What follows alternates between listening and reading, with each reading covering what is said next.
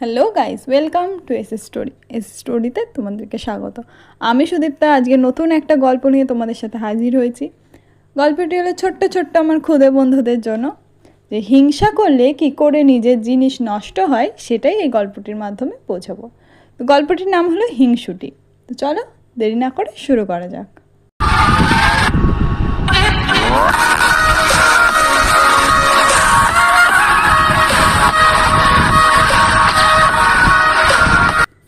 এক ছিল দুষ্টু মেয়ে, বেজায় হিংসুটি আর ঝগড়াটি।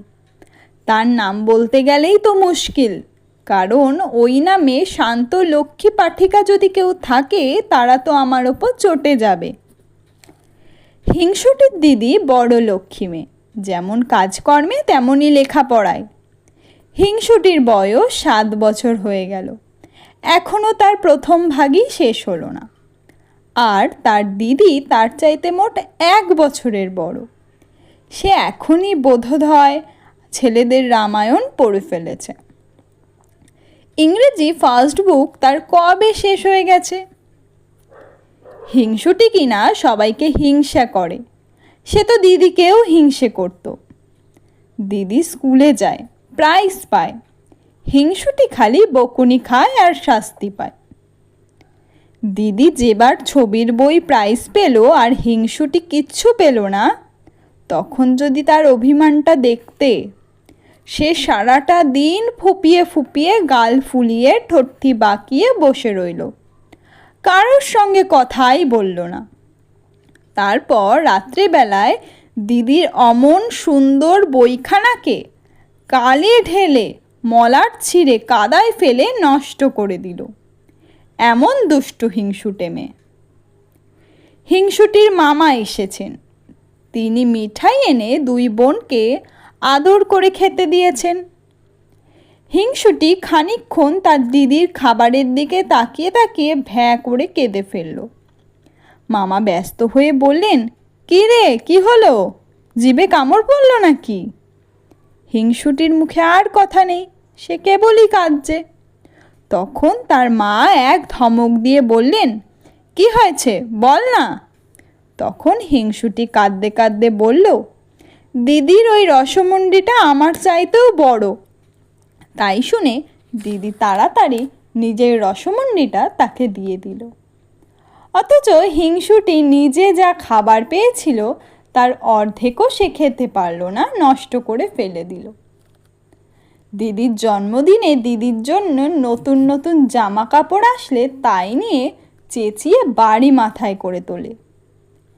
একদিন হিংসুটি তার মায়ের আলমারি খুলে দেখে কি, লাল জামা গায়ে লাল জুতো পায়ে টুকটুকে রাঙা পুতুল বাস্কের মধ্যে শুয়ে আছে। হিংসুটি বলল, দেখেছ দিদি কি দুষ্ট, নিশ্চয়ই মামার কাছ থেকে পুতুল আদায় করেছে, আবার আমায় না দেখিয়ে মায়ের কাছে লুকিয়ে রাখা হয়েছে।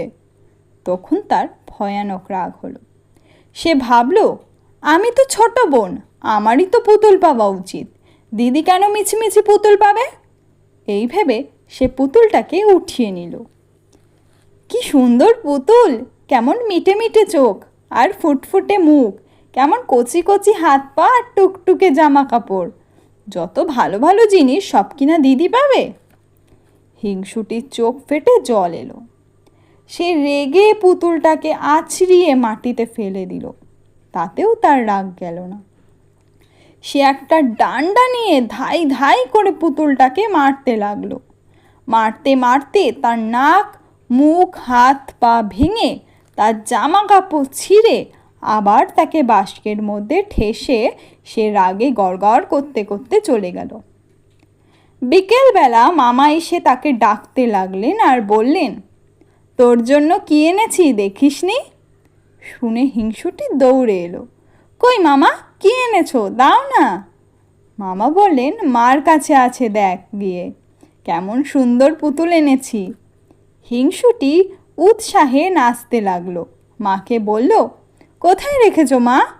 মা বললেন, আলমারিতে আছে। শুনে ভয়ে হিংসুটির বুকের মধ্যে ধড়াস ধড়াস করে উঠল। সে কাঁদো কাঁদো গলায় বলল, সেটার কি লাল জামা আর লাল জুতো পরানো? মাথায় কালো কালো কোঁকড়ানো চুল? মা বললেন, হ্যাঁ, তুই দেখেছিস নাকি? হিংসুটির মুখে আর কথা নেই। সে খানিকক্ষণ ফ্যাল ফ্যাল করে তাকিয়ে তারপর একেবারে ভ্যা করে কেঁদে এক দৌড়ে সেখান থেকে পালিয়ে গেল। এরপরে যদি তার হিংসে আর দুষ্টুমি না কমে, তবে আর কি করে কমবে? গল্পটা এইটুকানি। তাহলে তোমরা দেখলে তো ছোট্ট বন্ধুরা, হিংসে করলে কি হয়? তাহলে তোমরা কি হিংসুটি হতে চাও নাকি হিংসুটির দিদি হতে চাও? অবশ্যই কমেন্ট করে জানিও।